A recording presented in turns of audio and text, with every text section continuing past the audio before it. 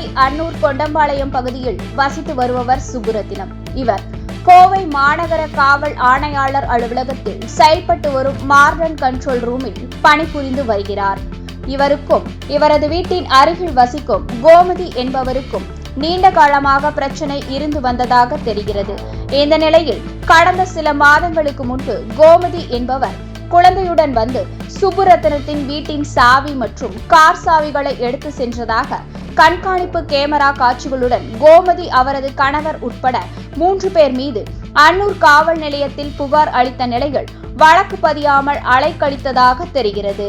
சுப்புரத்தினம் இது தொடர்பாக மாவட்ட காவல் ஆணையாளரிடம் புகார் அளித்த நிலையில் காவல் ஆணையாளர் இந்த புகார் குறித்து விசாரிக்குமாறு மாவட்ட காவல் கண்காணிப்பாளருக்கு உத்தரவு பிறப்பித்துள்ளார்.